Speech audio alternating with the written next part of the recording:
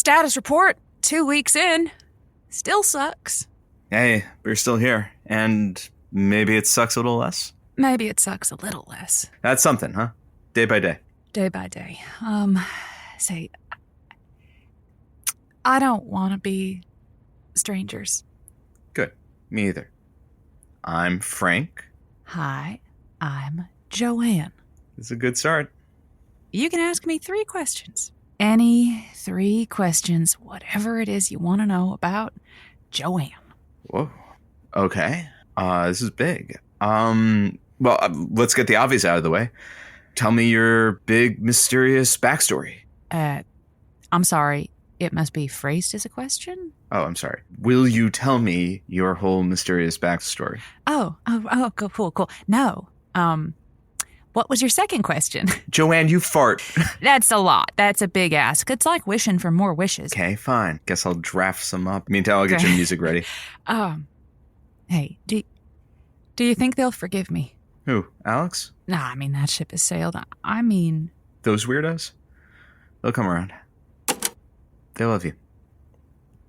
Oh, that's good to know. Get ready. Yeah, of course. Born ready. I was born ready.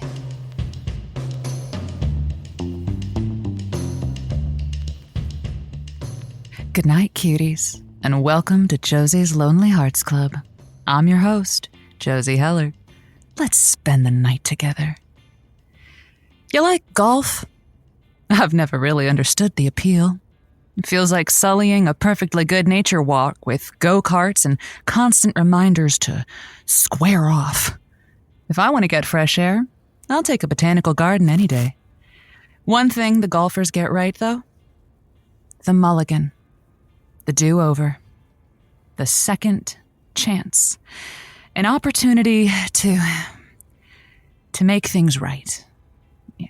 Last week, I don't know what came over me, but I came in teed off. My cup ranneth over with big feelings, and I let it spill out onto the airwaves. I was temporarily lost in the wilderness of regret, gnawing on reeds and sucking bugs off sticks when I could have been phoning a friend. But I was unreachable, solitary as an oyster, a Valentine Scrooge if ever there was one. You felt like that before, I'm sure. Why else would we be here, communing like we do, week after week? I'm officially calling in my mulligan, cuties. We're none of us perfect, but I should have known better. There was much gnashing of teeth and rending of garments, but worst of all, I tried to bring you down with me.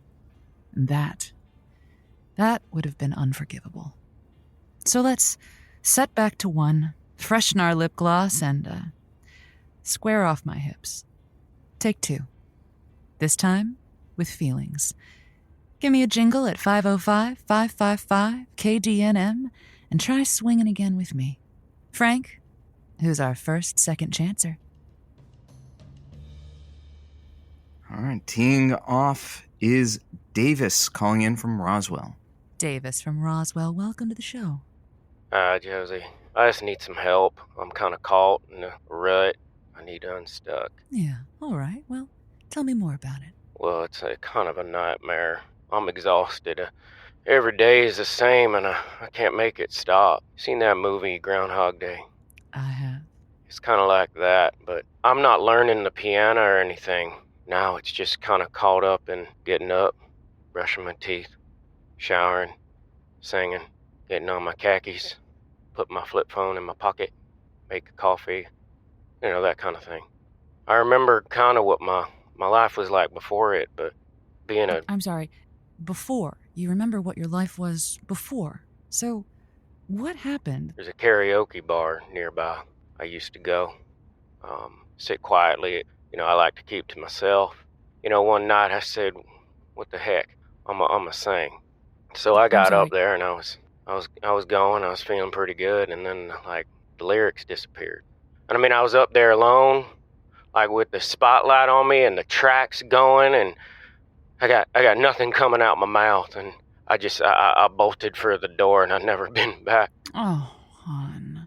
That sounds like an awful thing. You work up the courage, you pluck up the nerve to get up there and sing your heart out, and then you get stuck, frozen. Ever since then, you've just... It's just pure hell. It's been the same day. Same groundhog damn day every day.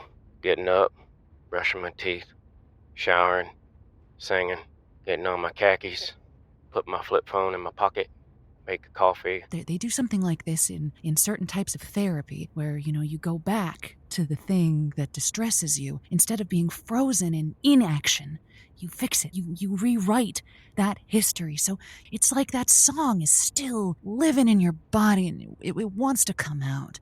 And I feel like once you get over that hump... Yeah, and see, that's the thing is I feel like I'm going to do it every night. And then I wake up next day and I hadn't done it. I get up and I brush my teeth, I shower, I sing in there, I put on my khakis and put my flip phone in my pocket, make a cup of coffee. Mm-hmm. I work a few hours, I work at home, being a data annotator. I annotate data. And then I go for a mid-afternoon drive because it's healthy and get some gas. Then I pick up a more mac and cheese and I go past that karaoke bar, and that's what you're talking about, and I see it. When I go home, I make dinner, and I wipe off the front door with a napkin, put that napkin in my pocket, I watch Seinfeld, and then I call into this show. That's every day. And then the next day when I get up, that napkin's not there, but that never changes, and that's part of the hell. That is my day. Maybe it's not up to me. I need some divine intervention. You've built up this karaoke bar to be this villain, this, antagonist in your life, and this source of regret. I feel like I've heard this before, and I think that's part of the problem, is it? You extended this to mean that you also then, every day, call into the show and get this advice? That's right. Oh, well, so we are talking about some extended deja vu. And if I give you this advice every time, what if that's part of this time loop? We've got to buck the trend. We've got to, pull on a thread of the web and knock the whole thing down. So you know what you could do right now is do a push-up. Yeah, I thought so. I would say I could do a sit-up, but then that's usually what I say. Nerds! I'm not thinking random enough. Go in that kitchen, take that mac and cheese, and you take a big old handful of it. Throw it at the door. And that's why I wipe off the doorknob the next morning. Then, scream something at a neighbor in a language you don't know. I usually pick Italian. Uh-huh. Finnish. Could try Finnish. Yell something at him in Finnish. And you don't remember my calls at all, Josie? I cannot say that I do, so this is very, very befuddling. Josie, it's hell. It's just pure hell. Huh. Well, Getting up, brushing my teeth. All right, Davis, it sounds like most of what I can throw at you, you've already tried. But the one thing you haven't done. It's the root of all of it. You haven't sung that song. What song did you sing? Smack the knife. Oh, what a great song. Now, this is not on script, so I don't know this part. This is not what I remember, Josie. Well, because you haven't sung the song, Davis. That's what's gonna break this. It's gonna bust the whole thing wide open. Josie, I mean, that's what got me here in the first place. Exactly. And that's the key to get you out of it. You sat in that karaoke bar, keeping to yourself, watching everybody get up there and have their moments, and you got cheated out of yours, so come on. Oh, Come on. The shark, babe, Uh-huh. has such teeth. Yeah. Dear. Oh, God. Come on, you can do it. And he shows them. Mm-hmm. Pearly white. Yeah. Just a jackknife. Yes. Has old Mac Heath, babe. Mm-hmm. And he keeps them Yes. out of sight. Good job. It's only 7:30. I think they started at 8:30 or something. I could still make it tonight, couldn't I? Oh, you absolutely should. That's exactly what you're going to do. You know what? Tonight, I'm gonna order a craft beer. Just something wild, like one of them shocky tops, and... Whatever you are the master of your own destiny, Davis. Oh, here we go. Well, as they say in Finnish, Josie, only sosi rokia. I love the sound of that. Well, that was a big finish there. Ah, it sure was. I've been hearing that we have another caller coming up, and this is Mallory calling in from Española. Mallory from Española. Welcome to the show. Hi, Josie. Thank you for taking my call.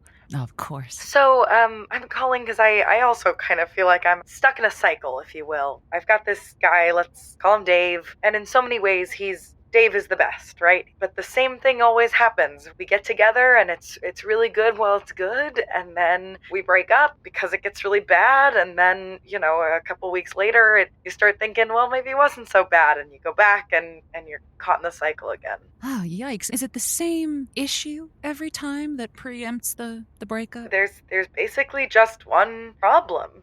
He's a slob. But I love him, Josie. Oh, wow, what a dilemma. Now, when you say mess, there's chaos and disorganization, and then there's squalor. It's beyond, Josie. It's not normal. I didn't think that one person could generate this much mess. I've never seen someone load a dishwasher in such a way that they break almost every dish. And then not clean those fragments out of the dishwasher and just keep using it. Huh. It's insane. And he says I'm a neat freak. And sometimes that's the problem, right? Again, I always tell myself, like, this is okay. I can handle this. And then, you open one closet that has a cereal bowl in it that's full of green mold that looks at you and starts speaking words to you. But Josie, the real problem here is it's always good when you start, and then it gets so bad that I leave, and I tell myself it's just not worth it. I can't live like this. But then a couple weeks later, I'm just only thinking of the good things, you know? It sounds like, Mallory, we've got to get to the heart of this slob cycle. Take me through one full iteration of this cycle. You break up, and how do you feel? Well, I feel sad. I feel heartbroken, and all I can think about is how gentle and sweet he is, and how I just want to see him and spend every night with him, and wake up to him in the morning, and then I just can't keep myself away from my phone, and I'm looking at all the social media, what he's doing, and finally I just send him a text saying I miss you so much. And then you miss him, you meet up, and you go, let's give it another shot. And then what happens? Well, for a day or two it's really nice, and then I see one sock in the middle of the bathroom, and I just want to kill him. So you see the sock, call it quits, and so you feel... First I'm relieved, and then I'm instantly sad, and then I'm just trying to keep myself from thinking about him, and then he shows up at the door with just the biggest bouquet of roses I've ever seen. And I'm like, okay, you're right, it's a sock. Why did I break up with you over a sock? And so we get back together, and, and then I go over to his place, and then it starts again. And then as soon as he comes back into my life, things start going missing. I never have trouble finding the remote control or where I left my keys. And he's there for a week, and I can't find anything. It's chaos. And I don't want to have to choose between being in love and being in chaos. Is there a way to put the hammer down on things that are biohazard and say, but also acknowledge that maybe there are places where socks can live? One of you's got to give a little bit of ground. I hear what you're saying. I can't have him without having chaos. I have to end it. Oh. If I want the socks to be in the drawer, I can't be in this relationship anymore. I'm going to call him right now, and I'm going to tell him we're done. I hate the idea of you giving up something that is this good. But listen, Mallory, Dave might not be the end-all and the be-all. And if you have no space in your life for that kind of chaos, then I wish you well. You got to break the cycle somehow. You got to tell him you can't do it anymore. You got to quit him. I've got to break the cycle. Thanks, Josie. I feel ready to break the cycle, and I feel ready to have my apartment back. All right, Mallory. Oh, wait. Oh, no. No, now I'm just thinking about the fact that if we never, get together again, then I'm gonna call him. I'm gonna call him and unbreak up with him. No. Think of the oatmeal. Think of the oatmeal with the mold. No, I'm gonna call him, Josie. You're right. I love him. I'll always love him. Oh, well then, mazel tov. Well, Well, Frank, some cycles take you for a spin. Well, Joe, speaking of off again, on again, that's exactly how I describe our show, because we have an ad break. Very well. Sit tight, cuties. We've got a couple of words from our sponsors coming at you.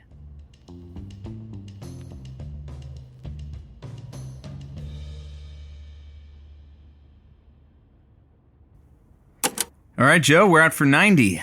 Ready for a little truth or dare? But you have to pick truth because it's question time. Oh, you got one picked? All right, cash it in. Joanne Holtzinger, where do you really hail from? Tennessee. Oh, thank you. That's so informative. I'm so glad that we're getting personal with our questions. Tennessee, the state. Oh, okay. Friendsville, Tennessee. You happy? No, Friendsville. That's exactly what it's called. What? It's outside Knoxville, near Marysville. It's just a bunch of villes. I grew up there. I lived there until I came here. That is where I'm from. Hand to God. Happy? Okay, how about this? Are you now, or have you ever been married? Yes. Oh, okay. And what was the nature of this marriage? Who are you, Joseph McCarthy? Wait, are you married right now? That sounds like a third question. Joanne, come on. I'm putting this out to the judges. Wait. These are not satisfying answers. Oh, Frank. Do you hear an ad playing? No, I don't hear an ad. Why? Okay. Hey, you're not getting away with this, but you are on now.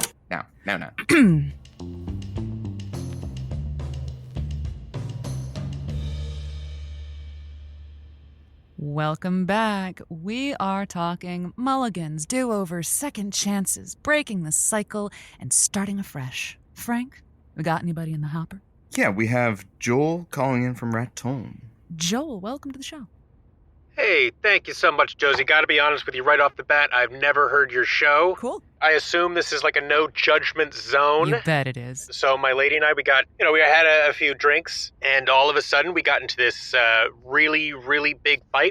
Like, I don't know why she got so upset. I proposed to her. Uh-oh. Which I thought was a very nice thing to do. Okay. She was like, why are you proposing when we're drinking? This isn't romantic. People did things were said. Let's just say she doesn't remember. I don't have to, fill her in on everything, right? Your girlfriend, your non-fiance, is a problem drinker, and that's a touchy thing. It's something we bond over. Thought. Do you want to marry this woman? I mean, yeah.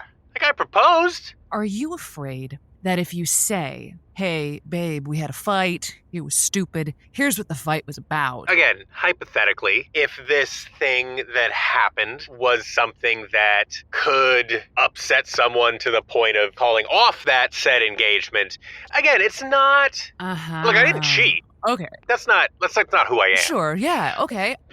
But if I didn't cheat on her, are the details important?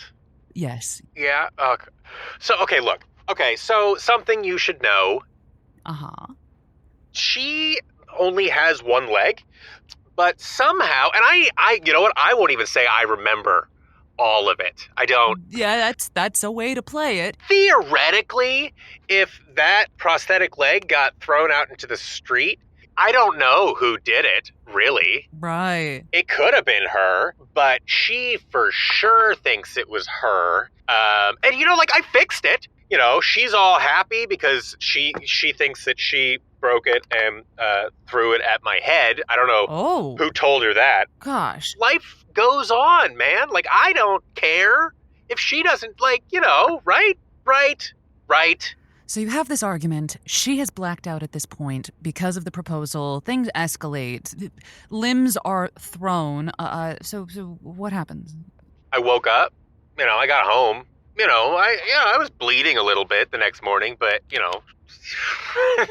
things happen, right? Yeah, I wonder if maybe this is not an opportunity for a do-over and maybe more of a wake-up call for the two of you, because if you're marriage-minded and this is what happens when you two drink to excess, then that can't be great for you. And that might not be the advice you called in to get, but you two should probably cut it back a little. I love this. That can be the real fresh start, the real metamorphosis of you two.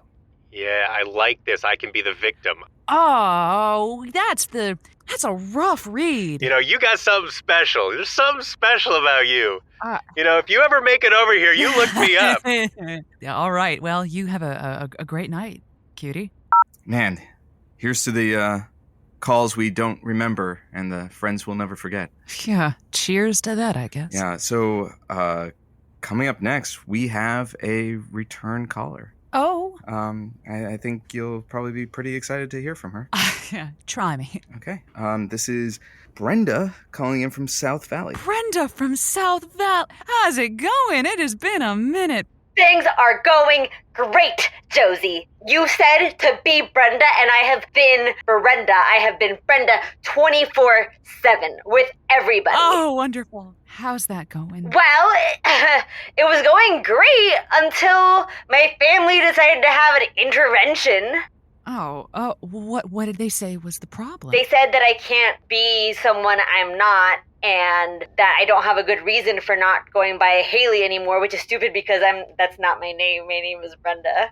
Did you explain to them that this is about the fullest expression of your aspirational self and that Brenda represents I am Brenda. Oh, okay. I see.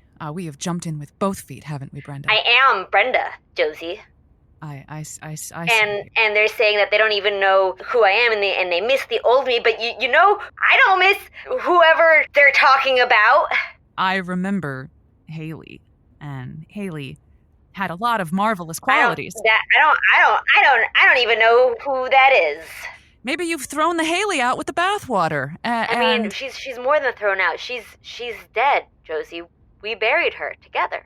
I guess it could feel that way. We took her to the woods, and Mm-hmm. we took her body, and we covered her in dirt, and we drove away, and we agreed to never speak of it again. And it's done. It was a mercy killing. Nobody should live like that. Nobody should have to be a Haley when they want to be a Brenda. And that's why you can't understand. You don't know what it's like. Let me tell you something, Brenda, that you might not know about me.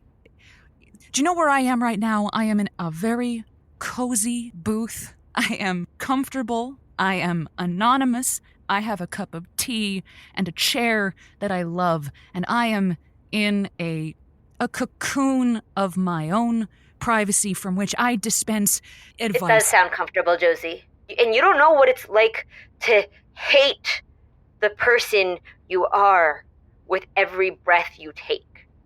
You don't know what it's like to feel like your own skin is an attack. Brenda, I am here for 1 hour a week, but the other 186 hours, I am not, Josie. I am, in point of fact, painfully shy. No one would know that. Nobody would know that because that doesn't make for good radio. And so I help. I reach out to people like a Haley, and I help them and say that I helped make that happen, even though the other 186 hours a week, I feel like I can't make anything happen. And I am so happy that you feel emboldened by Brenda. It would keep me up at night if I thought that I had hurt something that wasn't broken at all. If I let the person that we buried exist, I'm scared I'll lose what I have now. I don't think I can be both of them. I could try a new name. The name's got nothing to do with it, my dear. You expanded your horizons by playing at Brenda, but it's still you. It was always you, babe. But I still don't want to be me. Here's an idea. How about you stay on the line, and then we can talk after the show. Okay. You just sit tight. Okay, that's a show.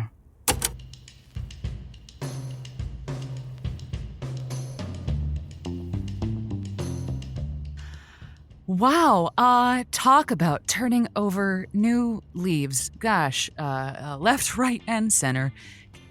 This was a great show, and I want to thank all of you for keeping me honest. Anyway, Frank, we run on a tight schedule and tell the good people all about our next little bit of programming, which is Jazzy Boots Junction, as you Yeah, know. I love Jazzy Boots Junction. It's one of my favorites. Jazzy Boots Junction is your one stop on your long rail journey to fashionable, iconic, played entirely by footwear. Jazzy Boots Junction is a collection of instruments, all sewn out of shoelaces, bootlaces. They have drums. I believe one person has fashioned a saxophone by soaking a boot in resin. It's can't be missed. They play every week outside of our station. We finally invited them in. Jazzy Boots Junction. Only on KDNM. Wow. Until next time, nighty-night, cuties.